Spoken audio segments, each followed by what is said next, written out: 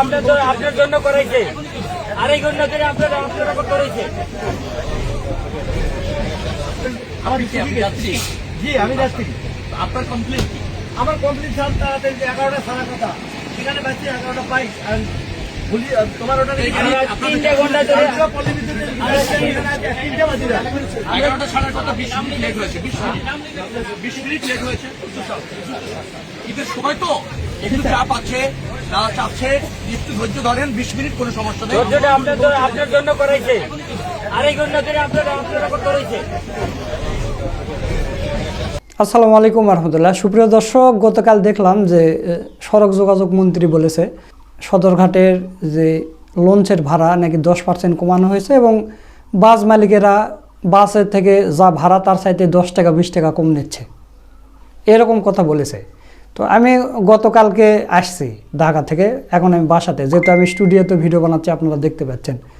তো আমি বাসাতে আসছি, আমি তো ঢাকা থেকে আসলাম, আমি মহাখালী বাস টার্মিনালে গিয়েছি, যাওয়ার পরে দেখি কোনো বাসের সিট নেই। নওগাঁ, বগুড়া, এগুলো যতগুলো বাস আছে, শ্যামলী, একতা, শাহ ফতে আলী, তারপরে এসআর, যতগুলো বাস আছে এক কথা আমাদের এলাকায় কোনো বাসের কোনো সিট নেই। কাউন্টারে গেলে তারা কথাই বলতেছে না। তো এরপরে আমি দেখলাম যে একটা জায়গায় মহাখালী টু রংপুরের টিকিট বিক্রি হচ্ছে। তো আমি সেখানে গেলাম, যাওয়ার পরে টিকিট একটু বেশি দামে কিনা লাগলো।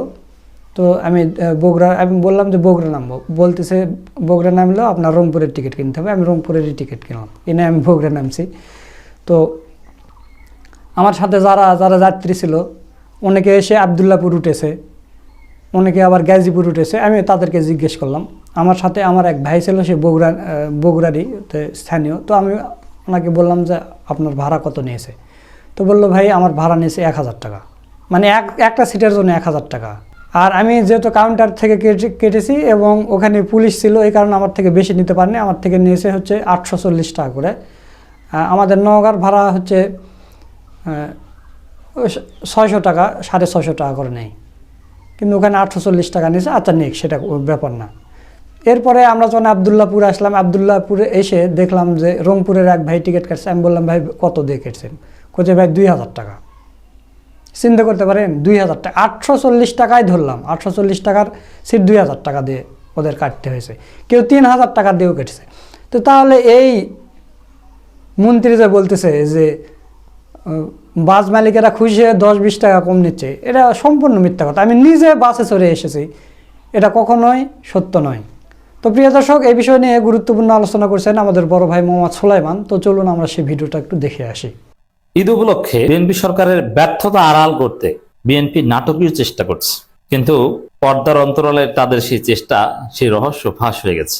আমরা জানিয়ে দিব। একদিকে প্রধানমন্ত্রী তারেক রহমান নির্দেশনা দিচ্ছেন যে ঈদ উপলক্ষে আইন শৃঙ্খলা পরিস্থিতির জন্য মোটেও অবনতি না হয়, সব যেন ঠিকঠাক থাকে।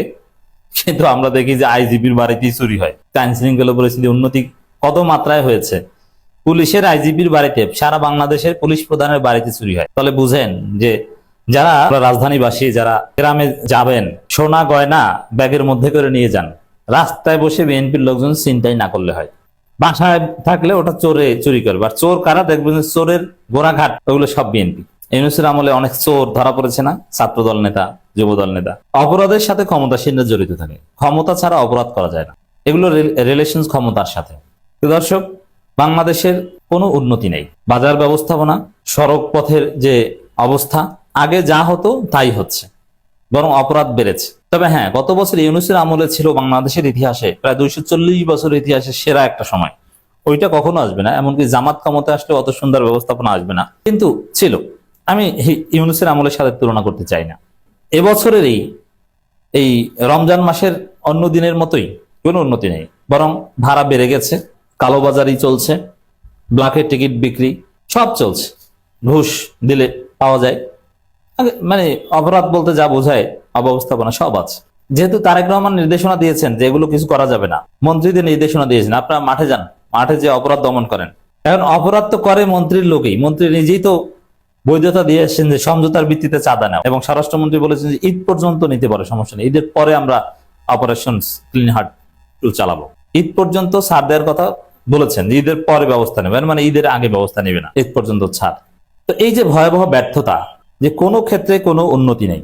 আপনি একটু চিন্তা করেন, ইউনূসের গত বছর বাদ দিলে প্রত্যেক বছর ঈদে সদরঘাটে আপনি যে বিড়ম্বনার শিকার হতেন, এবছর সেম বিড়ম্বনা। গাবতলী, সায়দাবাদ, যাত্রাবাড়ি, মহাখালী, কলাবাগান, প্রত্যেকটা বাস টার্মিনালে আপনি অতীতে যে বিড়ম্বনার শিকার হতেন সেম বিড়ম্বনা। আওয়ামী লীগ আমলের বিড়ম্বনা আর এখনকার বিড়ম্বনার মধ্যে কোনো পার্থক্য নেই। হ্যাঁ, আওয়ামী লীগ আমলেও মন্ত্রী ওবায়দুল কাদের বা অনেকে টার্মিনালে খোঁজ খবর নিতে যেতেন, তখন সব ঠিকঠাক। এখনো যাচ্ছেন, কিন্তু অপরাধের মতোই চলছে। তাহলে বিএনপি এটা ধামাচাপা দেওয়ার নাটকটা দেখেন, মজার নাটক। বিএনপি বলছে অতি ভালো না। দেখেন খবর, লঞ্চের নির্ধারিত ভাড়া থেকেও 10% কমিয়েছে সরকার। আবার আমাদের মন্ত্রী রবিউল, চাঁদাবাজের বৈধতা দাতা, খুনের মামলার পলাতক আসামি ছিলেন, কিছুদিন আগেও 3 নম্বর আসামি ছিলেন, দীপ্ত টিভির এক সাংবাদিককে হত্যা করেছে কর্মকর্তাকে। সেই মন্ত্রী বলছেন যে খুশিতে মালিকরা বাস ভাড়া কম রাখছে। তো লঞ্চের ভাড়া সরকার 10% কমিয়েছে, আর বাস ভাড়া খুশিতে নাকি কম রাখছে। আমি চ্যালেঞ্জ দিয়ে, দায়িত্ব নিয়ে, খোঁজ খবর নিয়ে বলছি, আমাদের পরিচিত লোকজন তো ঢাকা ছেড়ে যাচ্ছে, কোনো উন্নতি হয় না, বরং সব জায়গায় ভাড়া বেশি রাখছে, সব জায়গায়। তাহলে মন্ত্রী বলেন 10% কমানো হয়েছে, বাস ভাড়া কম রাখছে খুশি হয়ে। বাস্তবে একটা খবর বলে ইত্তেফাকের, লঞ্চের ডেকে জায়গা দখল করে 1000 টাকায় বিক্রি, যেখানে ভাড়া 250 টাকা সেখানে 1000 টাকায় বিক্রি করা হয়। 250 টাকার ভাড়া 1000 টাকা, এই সিন্ডিকেট চলছে। এবং ব্ল্যাকের টিকিট অ্যাভেলেবেল পাওয়া যায়, টিকিট শেষ আপনি ব্ল্যাকের টিকিট পাবেন, জাস্ট 500 টাকার ভাড়া আপনার 2000 টাকা 1500 টাকা দিতে হবে। এমন কোন জায়গা নাই, রিক্সা ভাড়া থেকে শুরু করে এমন কোন জায়গা নাই যে সব জায়গায় ভাড়া অনেক বাড়ানো হয়নি, সব জায়গায় বাড়ানো হয়েছে। আর মন্ত্রীরা বলছে কি 10% কমানো হয়েছে, 1% কমানো হয়নি, ভাড়া বাড়িয়ে দিয়েছে। আমি সদরঘাটে খোঁজ নিলাম, আসলে কি বাড়িয়েছে? যারা যাচ্ছে না 1 পয়সাও আসলে কি কমিয়েছে? কমায়নি, বরং বাড়িয়েছে। কেউ মানে এই খবরের নিচে অনেকে কমেন্ট করছে যে 10% বাড়ানোর কথা বলছেন, আসলে 30% বাড়িয়েছে। আর যারা একটু অভিজাত, কেবিনে চলাফেরা করেন, খোঁজ নিলে দেখা যায় যে কেবিন নাই, কিন্তু আপনি ব্ল্যাকে ঠিকই কেবিন নিতে পারবেন। আমি একটা সময় বাংলাদেশের সদরঘাটে চলাফেরা করতাম কেবিনে, তখন স্বাভাবিক আমার ব্যক্তিগত সহকারীর মাধ্যমে টিকিট কাটাতাম। এই ইউনূসের আমলেও মাঝে মাঝে, কারণ লঞ্চ হচ্ছে বিলাসবহুল জার্নি, মাঝে মাঝে যেতাম। কিছু কিছু সিজনে এরকম কয়েকবার অভিজ্ঞতা হয়েছে যে টিকিট নাই, মানে লঞ্চের কেবিন নাই, শেষ। কিন্তু আমি তো জানি যে আছে, তা আমি সদরঘাট পাঠালাম ড্রাইভারকে যে তুমি বলো যে টিকিট আছে, টিকিট লাগবে, টিকিট দাও, কি লাগবে বলো। ঠিকই যে কেবিনের ভাড়া 3000 টাকা, সেটা 7000 টাকা দিয়ে অ্যাভেলেবেল। 1000 টাকার কেবিন 2500 টাকায় অ্যাভেলেবেল যে কোনো সিজনে। তো কোনো অব্যবস্থাপনায় যে দূর করতে পারেনি।